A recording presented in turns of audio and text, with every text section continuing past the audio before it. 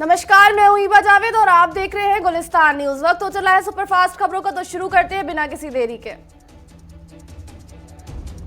GST, petrol diesel की बढ़ती कीमतों समेत कई मुद्दों पर आज भारत बंद बुलाया गया है। देश के कई व्यापारी संगठन ट्रांसपोर्ट्स ने इस बंद का ऐलान किया है।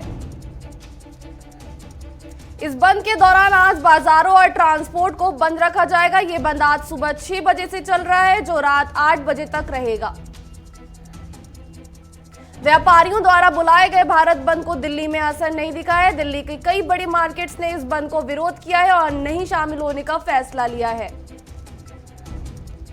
गुलमर्ग में आज से खेलो इंडिया विंटर गेम्स 2021 की शुरुआत हो गई है। 5 दिन तक चलने वाली इस प्रतियोगिता की उद्घाटन आज प्रधानमंत्री नरेंद्र मोदी ने किया है।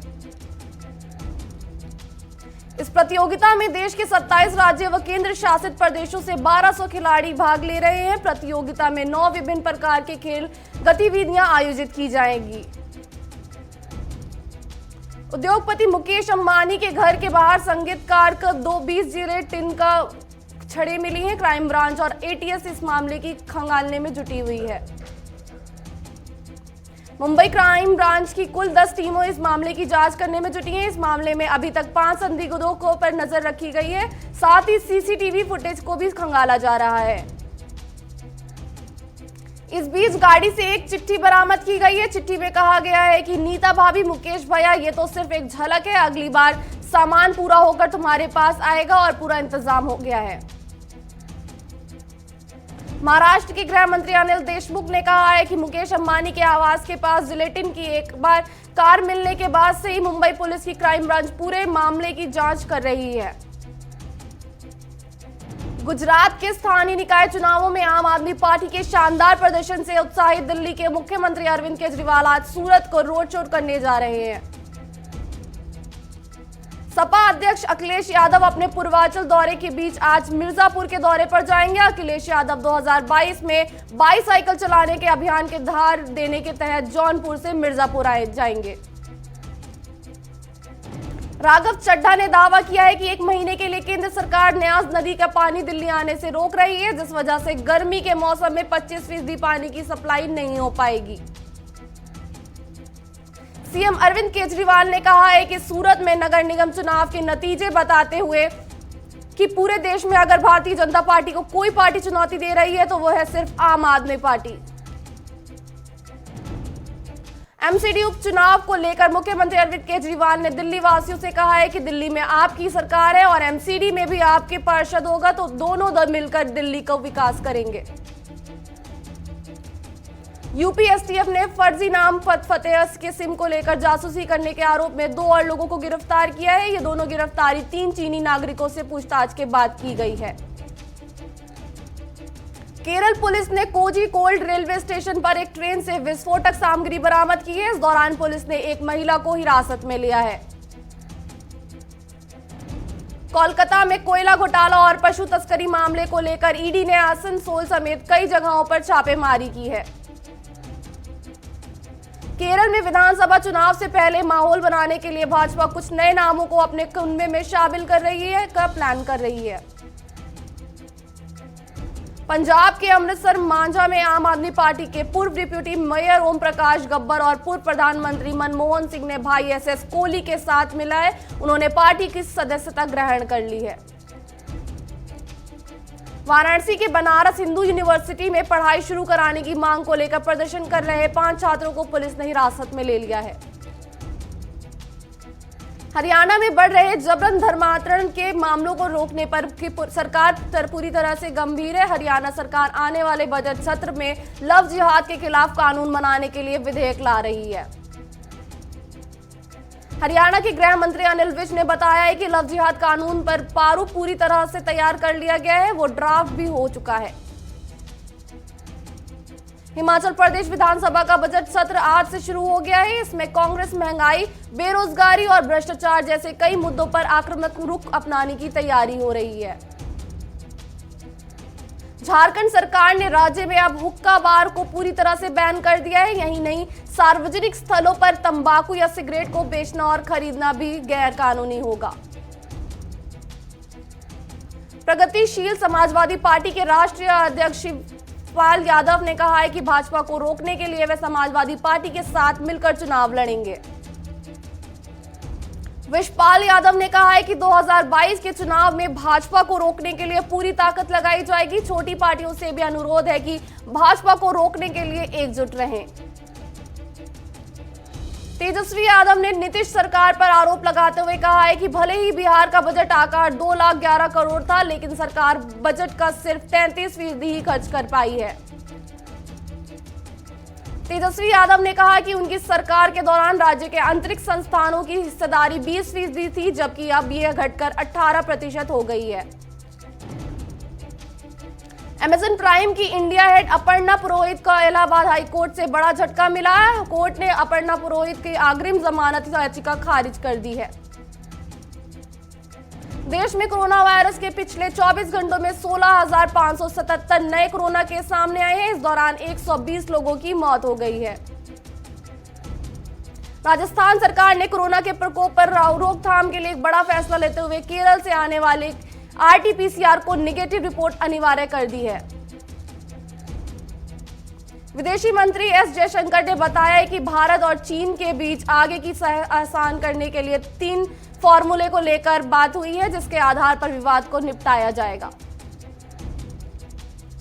26 फरवरी 2019 की रात लाइन ऑफ कंट्रोल पर पाकिस्तान की सीमा में दाखिल होकर भारतीय वायुसेना की ओर से किए गए बालाकोट एयर स्ट्राइक को आज 2 साल पूरे हो गए हैं।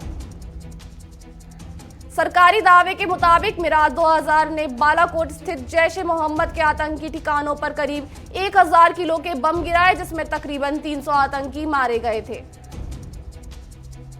भारत की तरफ से पाकिस्तान पर यह हमला 12 दिन पहले पुलवामा में किए गए आतंकी हमलों को बदला लेने के लिए किया गया था। इस हमले में 40 सीआरपीएफ जवान शहीद हो गए थे। उत्तराखंड में सीमांत के लोगों को पूर्णागिरी जनशताब्दी एक्सप्रेस के रूप में नई रेलगाड़ी का तोहफा मिलने जा रहा है। रेल मंत्री पीयूष गोयल आज इस ट्रेन को हरी झंडी दिखाएंगे। यमुना एक्सप्रेस वे पर आए दिन एक्सीडेंट के बढ़ते मामलों को देखते हुए इसका संचालन करने वाली कंपनी के खिलाफ यमुना अथॉरिटी की तरफ से एफआईआर दर्ज कराई गई है। जम्मू कश्मीर के पारे में रिकॉर्ड उछाल आया है। फरवरी में ही पसीने छूटने लगे हैं। जम्मू में गर्मी ने पिछले 14 और कश्मीर में 48 साल के रिकॉर्ड तोड़ दिया है।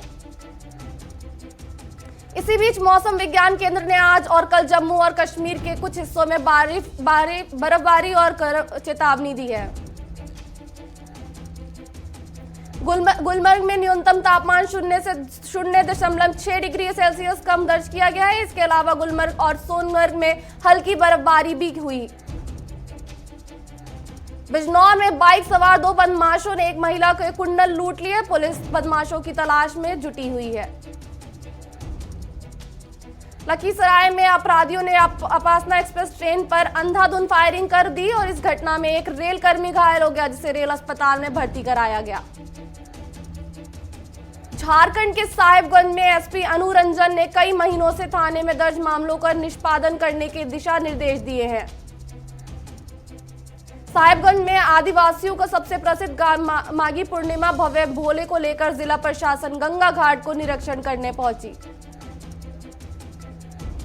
साहिबगंज में दर्जनों पत्थर व्यवसायियों ने विधायक लोबिन पर खुलेआम अवैध वसूली का आरोप लगाते हुए जिला प्रशासन को ज्ञापन सौंपा है। कर्नाटक के अंतरी में नए स्कूल का लोकार्पण किया गया। साथ ही केपीसीसी कार्याध्यक्ष ने पंचमसाली समुदाय को आरक्षण देने की बात कही।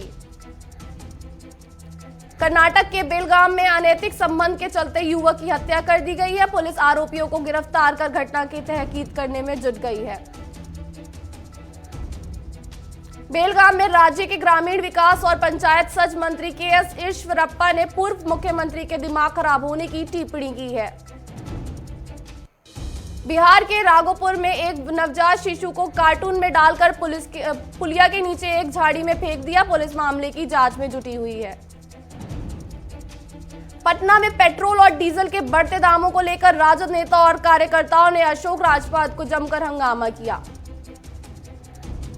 यूपी के सिद्धार्थनगर में पड़ोसी देश नेपाल से पेट्रोल की अलग अलग तरीकों से तस्करी की जा रही है। इस मामले में प्रशासन भी बोलने के कतरा रहे हैं। राजस्थान के दौसा में पहाड़ों में अवैध खनन को लेकर ग्रामीणों ने एक्सप्रेस हाईवे का निर्माण कर कंपनी के प्लांट को बंद करा दिया। विधानसभा के विधायी कार्यों को कागज सहित बनाने की शुरुआत करने के लिए राष्ट्रीय ई विधान अनुप्रयोग के तहत त्रिपक्षीय समझौता ज्ञापन कर दिए गए। राजस्थान के टोडा भीम में किसान महापंचायत में भानु के राष्ट्रीय प्रवक्ता राकेश टिकैत ने कहा कि जब तक सरकार तीनों कृषि कानूनों को वापस नहीं लेती तब तक ये आंदोलन जारी रहेगा। चूरू में अखिल भारतीय विश्वकर्मा छात्र और युवा संघ इकाई द्वारा भगवान श्री विश्वकर्मा जयंती पर भने वाहन रैली ओक झांकी को आयोजन किया गया।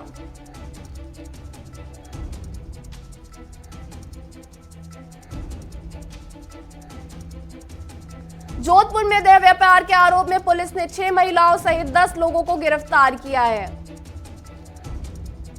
राजस्थान के सरदार शहर में राजकीय चिकित्सालय में एम्बुलेंस के अभाव में अस्पताल के बाहर युवक तड़पता रहा। प्राइवेट एम्बुलेंस के सहारे युवक को रेफर किया गया। सरदार शहर में कस्तूरबा गांधी बालिका आवासीय विद्यालय में 10 दिवसीय आत्मरक्षा प्रशिक्षण के 9वें दिवस का शुभारंभ किया गया। राजस्थान के लाखेरी में श्री घाटू श्याम जी का पैदल यात्रियों का जत्थे का स्थानीय श्री श्याम परिवार के सदस्यों द्वारा स्वागत किया गया। जोधपुर में मोटरसाइकिल चोरी करने वाली शातिर चोर गिरफ्तार हो गया है। चोरी की गई 14 मोटरसाइकिल बरामद हुई है। हरियाणा में विधानसभा के कर्मचारियों अधिकारियों को ई विधानसभा के लिए कामकाज के लिए 3 साल केंद्र सरकार की तरफ से ट्रेनिंग सेंटर से सेवा दी जाएगी। हरियाणा पुलिस ने पंचकुला में राज्य ने आपी सामाजिक जागरूकता अभियान हिफाजत की शुरुआत की और कहा कि बाल यौन उत्पीड़न एक गंभीर अपराध और का मुद्दा है। यमुनानगर के निजी स्कूलों में फीस जमा न कराने को लेकर बच्चों के अभिभावकों ने स्कूल से बाहर जमकर हंगामा किया। फतेहपुर में एक युवक को पेड़ से बांधकर उसकी बेरहमी से पिटाई की गई, जिसका वीडियो सोशल मीडिया पर वायरल होते हुए पुलिस महकमे पर हड़कंप मच गई। अयोध्या पहुंचे भारतीय किसान यूनियन के राष्ट्रीय अध्यक्ष नरेश टिकैत ने रामलला का दर्शन कर कहा, सरकार किसान आंदोलन को लेकर जल्द कुछ बताए।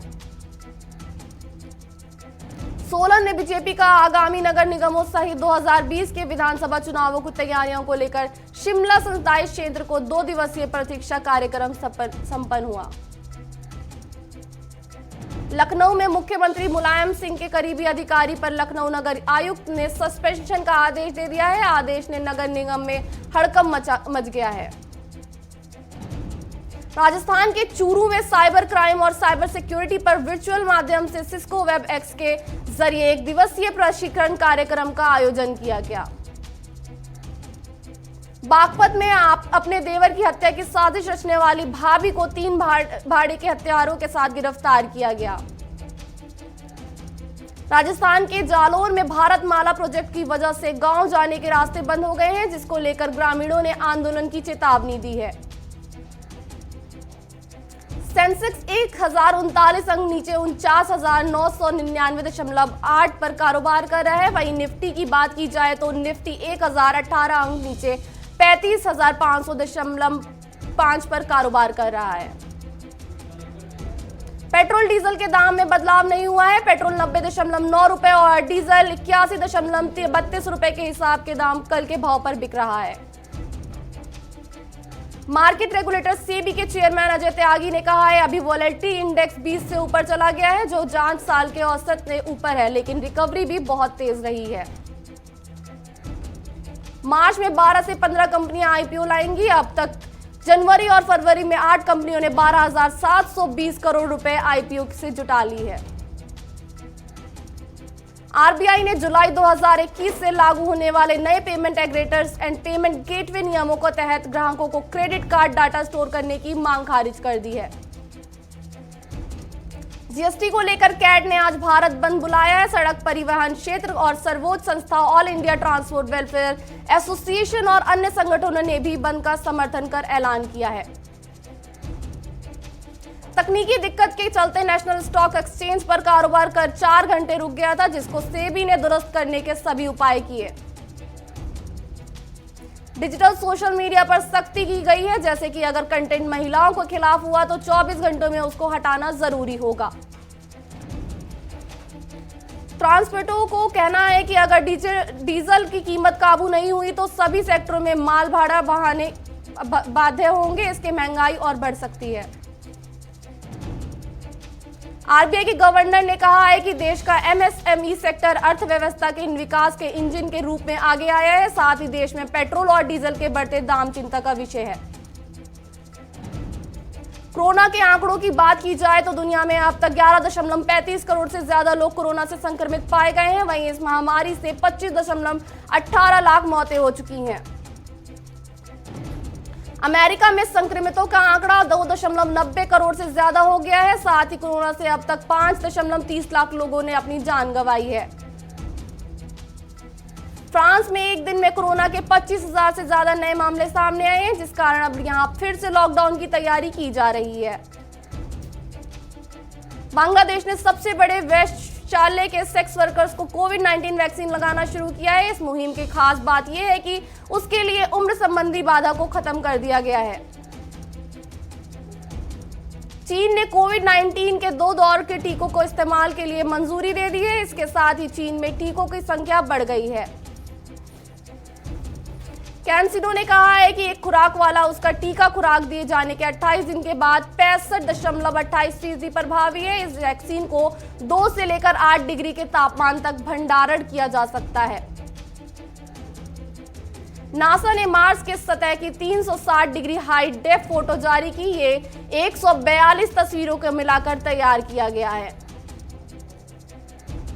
हांगकांग में अब ग्रेट वॉल ऑफ चाइना और पीपल लिबरेशन आर्मी के बारे में पढ़ाया जाएगा। इसके लिए 726 करोड़ रुपए खर्च किए जा रहे हैं। एफएटीएफ ने पाकिस्तान को ग्रे लिस्ट में ही रखे जाने पर फिर से मोहर लगा दी है। फ्रांस की राजधानी पेरिस में हुई वर्चुअल मीटिंग में इसका फैसला हुआ। एफएटीएफ के मुताबिक पाकिस्तान आतंकवाद के खिलाफ ठोस कार्रवाई नहीं कर पाई, इस कारण जून तक प्रतिबंध जारी रहेंगे। परिणीति चोपड़ा को film the girl on the train आज नेटफ्लिक्स पर रिलीज होगी। एक्ट्रेस ने कहा स्पॉयलर्स किसी को ना दे। एक्ट्रेस कंगना रनौत ने देश के इतिहास से अनजान युवाओं को कहा प्राचीन मंदिर बोले देखकर हैरत होती है। जॉन अब्राहम की फिल्म मुंबई सागा का ट्रेलर आज आएगा। इसके साथ ही 28 मार्च का पहला गाना शोर मचेगा रिलीज होगा। एक इंटरव्यू के दौरान नोरा फतेही अपने संघर्ष के दिनों को याद कर रोने लगी। बोली मुंह पर मजाक उड़ाया, पासपोर्ट तक चुरा लिया गया था। बॉलीवुड हीरोइन ऐश्वर्या राय बच्चन हाल ही में अपने परिवार के साथ कजिन की शादी के लिए बेंगलुरु पहुंची थी। इन दिनों इस शादी की फोटो सोशल मीडिया पर छाई हुई है। टीम इंडिया ने अहमदाबाद टेस्ट में इंग्लैंड को 10 विकेट से मात दी। टेस्ट क्रिकेट के इतिहास में दूसरी बार इंडिया ने कोई मैच 2 दिन में जीता है। इंग्लैंड के कप्तान जो रूट तीसरे टेस्ट से बाहर हो गए। वह बहुत निराश। रूट ने कहा यह एक कठिन सप्ताह रहा, इस बार सप्ताह से पॉजिटिव चीजें लेंगे और इसको सीखेंगे। युवराज सिंह की याचिका पर हरियाणा सरकार को नोटिस भेजा। इस दौरान 4 सप्ताह में जवाब देने का निर्देश दिया है।